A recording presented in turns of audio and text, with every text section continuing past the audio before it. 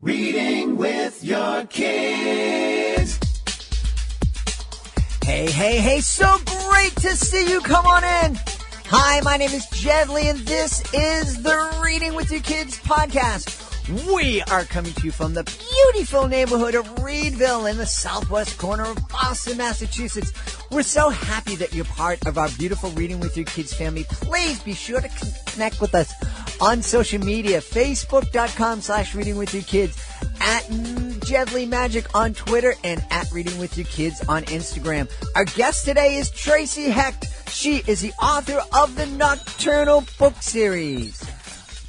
Before we invite Tracey in, we want to let you know that this episode of the Reading with Your Kids podcast is brought to you by Vooks.com. That's VOOKS.com.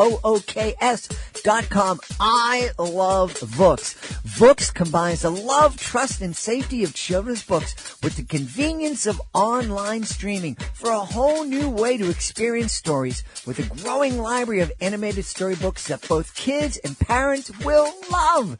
By adding movement, sound, and narration to existing books, Vooks brings stories to life, encouraging the love of reading while promoting literacy, imagination, and focus for children ages 2 to 8 years old. With Vooks, children can learn, laugh, and let their imagination soar, while parents can feel good about letting their little ones enjoy quality, guilt-free screen time. I just love Vooks. They have some fantastic books in their library, including Made for Me by Zach Bush, published by our friends over at Familius. They have a ton of Familius books in their library. Check it out today. Oh, and check this out. Right now, Vooks is offering a free 1-year subscription to every single teacher and homeschooling parent. We also have free resources to go along with some of our most loved titles. To learn more, go to Vooks.com. That's VOOKS.com. In addition to inviting you to visit Vooks.com, we want to invite you to join us at Kids Expo in Chicago, February 8th and 9th. Schaumburg Convention Center, Schaumburg, Illinois. This is going to be a great time. There are so many fantastic activities at Kids Expos. Totally interactive activities that kids and families will just love. And the Reading with Your Kids podcast will be there. Be sure to visit us at our booth and find out what it's like to be a part of the Reading with Your Kids podcast. You can also be a part of Jedley's Totally Interactive Magic Circus. It's all happening at Kids Expo, Schaumburg Convention Center, February 8th and 9th. Joining us on the line right now from New York City, she is the author of the fantastic Nocturnal book series. Please welcome to the show, Tracey Hecht. Tracey, how are you? I'm great. Hi. Thank you for having me. We're really excited to have you on. Tracey, the Nocturnal book series, we were just kind of joking. I was asking her what's the latest book that was released, and she said, I don't really know because, I'm writing and I just finished 2 other books and then I don't think they're out yet, but, that's really wonderful to be creating a series that is so popular. The demand is so great that you can't even keep up with it, it seems. Well, I will say the middle grade books, so the chapter books that are 200 pages, they take a while. But the early reader books are, between 30 and 60 pages with big print and a lot of imagery because they're meant to, help children when they're learning to read. And at that moment, it's one of the most exciting times for a kid because when they start to read, they can devour books and quickly, and they like that it builds confidence to be able to read 6 books. Mm-hmm. So I like having a lot of the early readers available to readers as they're just beginning to learn how to read on their own. That's fantastic. Well, why don't you tell us about the Nocturnals, and then we'll talk about the differences in the audiences that you're writing for. Okay, the Nocturnals is a book series. It's the books are both middle grade and early reader texts, and it's based on 3 best friends, a fox, a pangolin, and a sugar glider. and it basically follows their adventures in the night. But, because I use real animals and real flora and fauna and real things from the science and nature realm, the things that I get to put in my books, beyond being true, are really cool and weird and wacky, and the nighttime realm is really exciting. So the books have that sort of built-in fun to them because, if you've ever seen a sugar glider or watched a pangolin on YouTube, these characters lend themselves to great storytelling. Now you have to feel, because I haven't seen a pangolin on YouTube or anywhere else. I haven't even seen the word before. Tell us what a pangolin is. Well, it's funny, when I came up with the idea to write about nocturnal animals, it was really based on the fact that I have kids and they don't like to go to bed.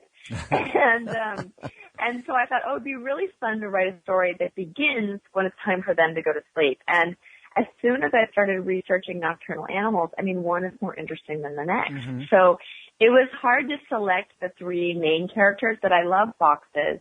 And pangolins are a little bit like armadillos. They have like this very beautiful keratin-coated scaly back and long tails. They're really gentle. They're really shy. They're super sweet. And I use the physiologies of the animals to inform their character development. And so once I had like this sort of clever and smart fox and this very gentle and sweet pangolin, then I decided to pick the sugar glider because they're just hilarious and adorable. And so the three of them together make up a nice dynamic, and then all the other crazy nocturnal animals they come across.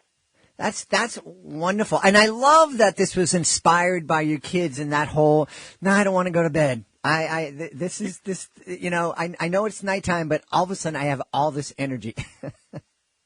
When I visit schools and I do school visits, I always ask kids if they ever tell their parents they don't want to go to bed. And the audience erupts. They're like, and I ask them for excuses, and their arms shoot up, and they're like, Dad, I'm not tired. I have to go to the bathroom. And they give me like every excuse they've ever used. And I think it's a phenomenon that all kids and all parents have at least experienced a few times. Mm-hmm, mm-hmm. Now, it's neat that that you created the Nocturnals and in kind of two different genres. What was the original, who were you originally writing for, and why did you decide to create the second genre? Well, I'm so glad you asked, because it's right up something that you care about too, which is that as my kids were getting older and becoming more exposed to all of the tablet-based entertainment and screen-based entertainment, I really value read aloud, and I think read aloud is like a really wonderful thing to do with your family and in schools. It's great for cognitive development. It's great for just enjoyment. And so I wanted to write a series for middle graders that they could read to themselves or that could be read aloud in a really exciting, satisfying way that was really dialogue-based, that had a lot of humor, that had a lot of action. And so I started the chapter books first. And then what we ended up finding was that people were in fact using them for read aloud, and that younger kids were really engaging in the storytelling too, which is another great thing about read aloud, is that it's like, music or TV. You can have a book and it can really appeal to, your 5-year-old kid and your 10-year-old kid and your 12-year-old kid if you find the right material. Mm-hmm. And I think because the Nocturnals has very aspirational text writing in the chapter books, and because it's so humor and dialogue based, it really does work well for family and school reads. And then, after that, when the kids who were younger wanted to read their own books, that's when we started the early readers, which are much more about sort of reading preparedness and alliteration and phonics and that kind of thing. But the same characters and the same style. You brought up a good point of, that younger kids can really get into books that were written for an older audience. I think a lot of people, it's almost like it's a rule. No, this book is I can't read this book because it's for 10-year-olds and my kid's only 6 or 7 years old. I remember when my son was 5 and he heard about Harry Potter and I want to read Harry Potter. And I'm like, dude, you're not quite ready for it. And he just kept on and on and on. And then finally I picked it up and I read the book aloud to him. And he loved it. He absolutely loved it. It was a chore for me, boy, I tell you. It's, I have to say, there's a lot, besides it just being really fun and really satisfying, there's a lot of data that it's really great for people to read and have read aloud to them above their reading level, because it helps you, one, really appreciate if you're reading very basic text and yet someone's reading aloud to you very exciting, like multi-plot level text. It makes you love reading even more. So you really enjoy it. It expands your vocabulary. It expands your ability for comprehension. And, I think that, despite the fact that, schools, I think, have a harder time finding it spaces in their schedule for it, I think there's pretty much no one out there who doesn't think that reading aloud and reading aloud above your child's, personal reading capability is a really valuable thing and fun. But I have to ask you about the Harry Potter thing, because I had the same issue with one of my kids, and we had to stop because when the books came out, they came out once a year. So when a child was 7 and read it, they waited till they were 8 to get the next one and 9 to get the next one. But now all of a sudden you're faced with your 5-year-old at the Charizard Championship, and it can be a little bit mature, and I had to stop reading it for about 6 to 12 months before we started up again, and that kid in particular matured a little and could handle it. Well, my son that I'm talking about who wanted to read Harry Potter, he's 26 right now. So that first, we read that book when it first came out. So there wasn't a 2 and a 3 and a 4. So I didn't have to worry about that. He was reading it on his own by the time it was starting to get a little bit too heavy, for 5-year-olds. Right, because he was aging with the series. He was absolutely aging with the series. And, and he was he matured very quickly, maybe because we were reading the books, but I don't. Yeah, talk a little bit, and we've talked a lot on the show about the value of reading to our kids, especially the value of reading to our kids who can read. And it's a lot of fun, and it's a way to give kids access to material they may not be able to comprehend on their own. But we haven't talked a lot about the techniques of reading. And I think that's something I've heard that you're really passionate about, and how parents might bring stories to life instead of just sitting reading with a monotone.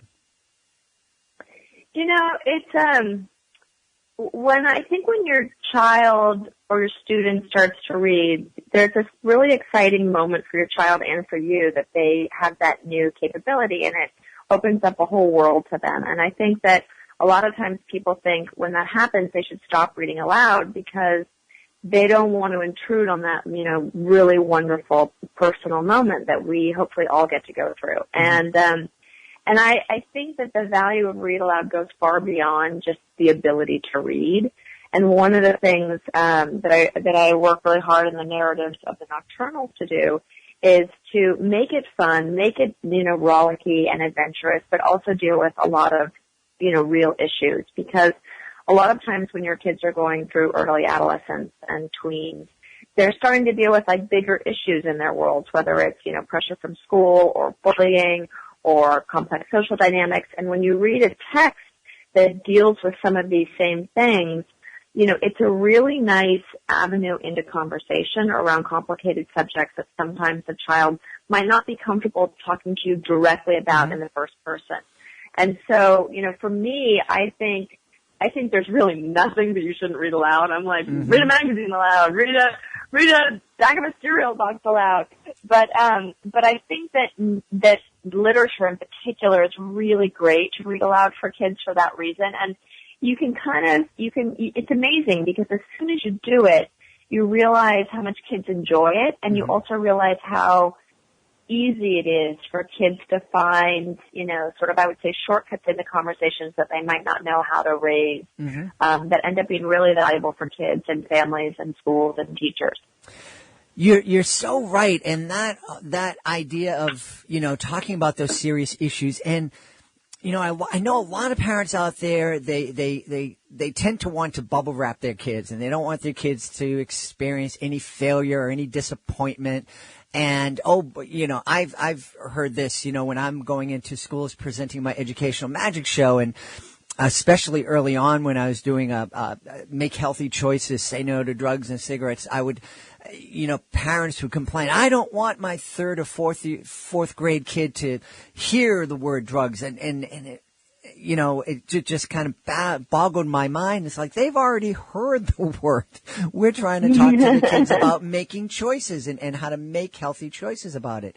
And if you're not talking to your kids about that, you can bet somebody else is going to be talking to them about it. Yeah, we live in an era now where there isn't such a thing as like a real protected childhood. I just think the prevalence of, news media and phones and screens and, most kids are being exposed to things much earlier than maybe a generation or two ago were exposed to them. And I think you're right that whether you're raising it with your kids or students or not, they are starting to have access to information that isn't maybe what you would normally want your kid talking about. I mean, no one wants their third grader to have to deal with talking about drugs, but yet it's a reality that it's better to talk about it in third grade than in high school when they're confronted with it in a way that's, about their personal life. And I think that, obviously you want to pick texts that are appropriate for your child and your student and your community and your values. But, we're really lucky. We have so many good books. You can do so many you can choose from. I know. And it's amazing. I think when we started the Reading with Your Kids podcast, I think somebody said to me, gee, are you going to be able to get enough authors to come on? Are there enough children's books to talk about? And here we are almost 3 years later, over 600 episodes later. And we still have people. Congratulations. Thank you.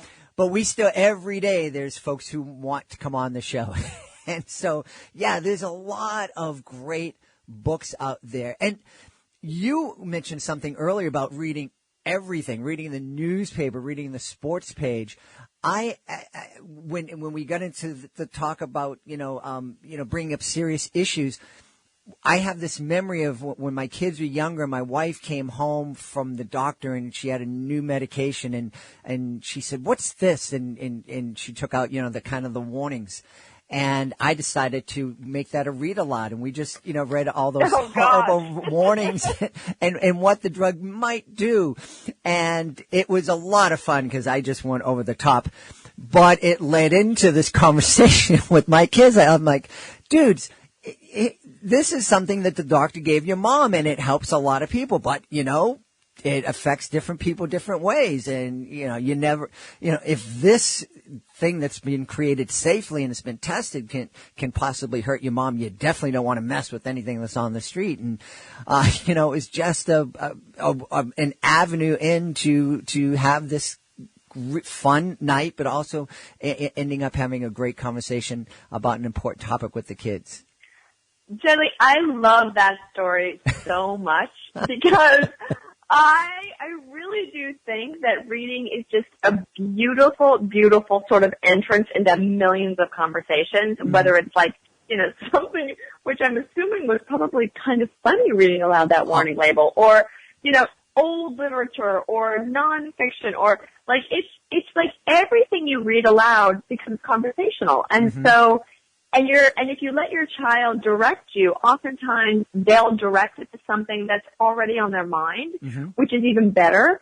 And that story really, I'm gonna have to repeat it and credit you many a time because it's fantastic. Well, it was really fun. Well, it was funny for everybody except my wife because she's like, "What? I might get what?" Right. Well, then you can have a conversation about like litigation and why all of our labels have so much just because that's what we have to do now. Yeah, well, absolutely. And you have those conversations when you read aloud the warnings about, you get a bookcase from IKEA and it comes with a warning, do not take this internally. And you sit down and you go, why do they have to put this here? Because somebody must have done that. Talk about some of the fun conversations that you've had with your kids and some of the favorite books that your kids and that you and your kids have loved to read together. It's a good question because I have 4 kids who all have really different interests, and some of them like realistic fiction, and some of them like fantasy and sci-fi, and they have really different interests in books. And so, what we read as a family is pretty varied, and what they connect to is pretty varied. And what I read to independently with each of them and that they read independently is varied also. But I will say that, there are some classics that maybe we just brainwashed our kids because we started reading to them so early before they probably could really understand them, that we all love. And it's, the old stuff. Like I think that there's not a summer that goes by, and my children are getting much older now, that we still don't read a few Harry Potter, we read those too, that we don't read a few Winnie the Pooh stories. Uh-huh. And, and at the same time, we love new fiction too. We love the things that are coming out now. There's a great movement with diverse authors, which I think is great because it's giving protagonists in books a lot more variation than maybe we had 50 years ago. And so I think that children's fiction really does reflect the times. Mm-hmm. And so you can have sort of escapist books into like an older way of living and an older way of doing things. And you can have really modern text. Jason Reynolds is a great writer who, plays with both delivery of language and subject matters that I think are really great for kids. So you can really span the whole spectrum. Mm-hmm. Yeah. And you brought up 2 points. Language is, books are such a wonderful way to introduce language to kids. One of an author who's become a friend through the show, Jeffrey McSkimming from Australia, writes the Phyllis Wong Mysteries, and the language is so fun. It's old language. There are words that, you just don't hear anymore. I heard because I'm almost 100 years old, but you don't hear them in conversation anymore. But when you read them in the Phyllis Wong Mysteries, they're just wonderful and they're playful. And I love that. And I also love the idea of representation. And tell me if you agree with me. I think it's absolutely important for kids to see people like themselves in the pages of books.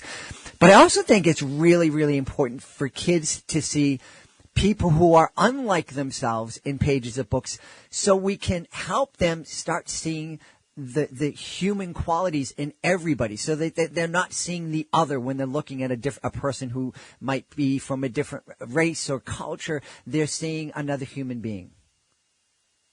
It's, this is a personal bent, but, we live in an era where, differences, I feel like, are being more highlighted than similarities. Mm-hmm.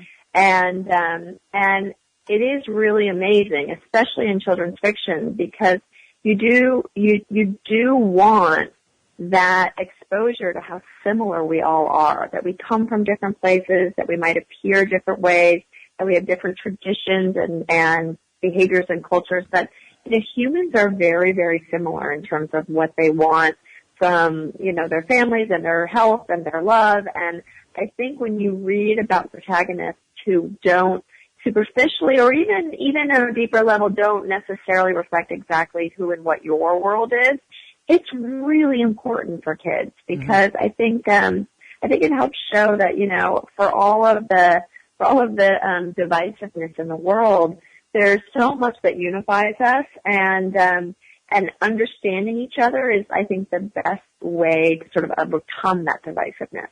Yeah. And I love the fact that in the Nocturnals you have 3 very different characters who are able to bond and have a beautiful friendship and go on wonderful adventures with each other. Yeah, well, that's another really important thing is that the 3 best friends, you bring up a good point, animal fiction is tried and true in this way, but they're very different. Mm-hmm. Their qualities are very different. Their capabilities are very different. Their strengths and weaknesses are very different. And that extends into all the other characters in the book too, from like reptiles to birds, all over the map in terms of who these characters are. And I think watching them receive, understand, and work with one another, and fight with one another and that kind of thing really is, it's a fun thing as an author to do because you are aware the whole time that you're, that it serves as a metaphor also for things that happen in human form too. But I love working with the different animals in the Nocturnals. One, because these animals are so fun to write. They're so cool and weird and hilarious. And also because they become very human-like in their personalities, and so therefore they sort of occupy a middle ground where you can deal with these issues.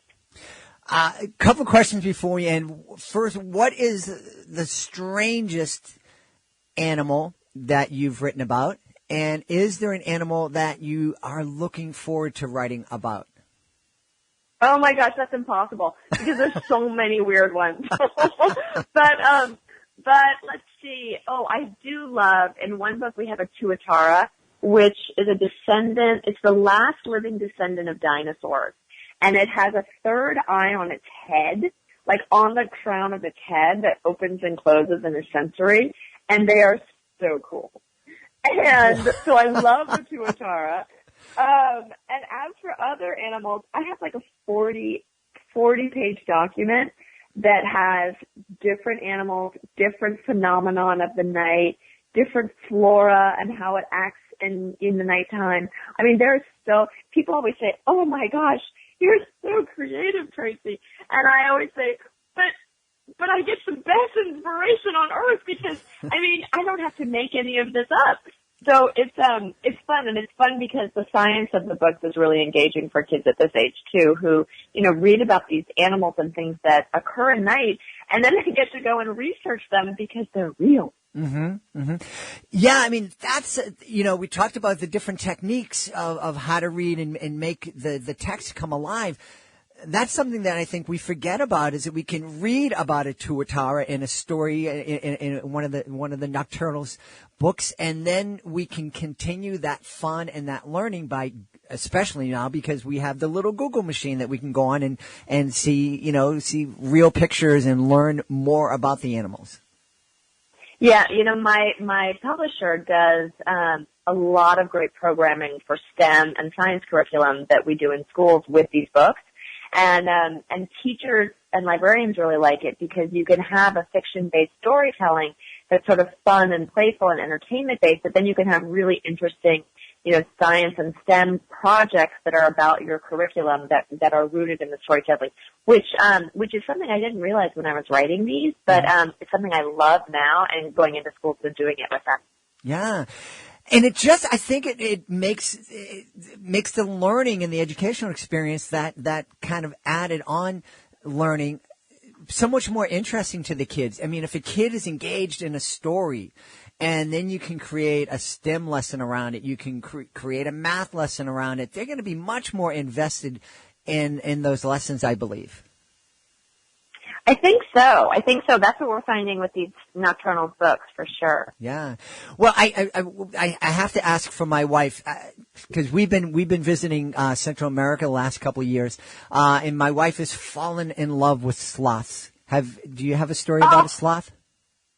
We have a sloth. I don't think the book is published yet, but sloths are one of those animals that if you just take 5 minutes and look at a YouTube video of a sloth, you cannot love them. They have the sweetest faces. Mm-hmm. They're so cute and lazy. And I'm telling you, one of the best parts of my job is researching these animals and looking at YouTube videos of them. And sloths are right up there on the top. Yeah. No, we went to a sloth sanctuary in Costa Rica over the summertime and learned more than we ever thought we would want to learn about sloth, and actually went out and saw them in the wild too. And they're just fascinating creatures.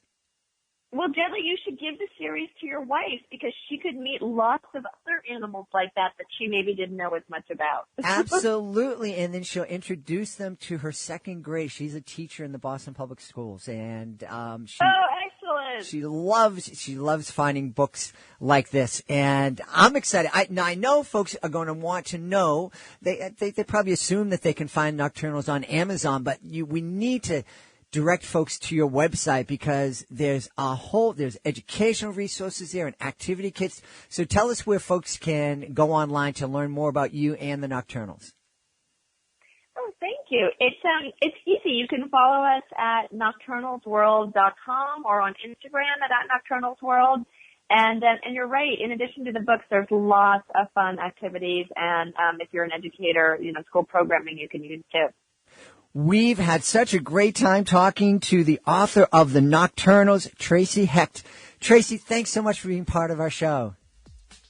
Thank you so much for having me. I really enjoyed it. Please be sure to join us for the next episode of the Reading with Your Kids podcast. Our guest will be Katie Heavey. She is the author of Sharks Don't Sleep, and we're going to find out if that indeed is true. That's the next episode of the Reading with Your Kids podcast. Hey, if you are the author of a fantastic children's book, you might not be able to sleep. Yeah, it's true, because once your book was published and once you received that author copy in your hand, you found out that now you are the marketing director for that book. And that's probably keeping you up at night because it is so very, very difficult sometimes to market your children's book, to help your book stand out amongst a crowd of books that are published every single month. Well, you don't have to do it alone. We would love to help you. The Reading with Your Kids Certified Great Read program is a fantastic program. But don't take my word for it. Take the word of Lori Orlinsky. She is a 2-time Reading with Your Kids Certified Great Read author. She recently wrote to me and she said, the Certified Great Read program has really given me more credibility as an author when I'm pitching my books to stores, libraries, and even media outlets. And she's had so much success, she's appeared on a number of news shows celebrating her books. Being Small is Not So Bad After All, and The Tooth Fairy's Tummy Ache. Check it out today. You can go to our website, readingwithyourkids.com, click on the Author Services button at the top of the page, and find out how we can help you let the world know about your fantastic children's book. I want to thank the folks who made today's show so very, very wonderful. We want to thank our guest, Tracey Hecht. Be sure to check out the Nocturnal book series. Also want to thank our sponsor, our buddies over at Vooks.com. VOOKS.com. Check them out today. I love this service. I really, really do. I think it can be a great resource for families. I want to thank my amazing producer, Fatima Khan, for all she does for the show. Be sure to check out her blog at readingwithyourkids.com. I want to thank my amazing and beautiful wife for all the support she gives me. And, of course, we want to thank you. Thank you so much for taking the time to join us today. Thank you so much for taking the time to join us on social media. But most of all, thank you so very, very much for taking the time to make the world a better place by reading with your kids.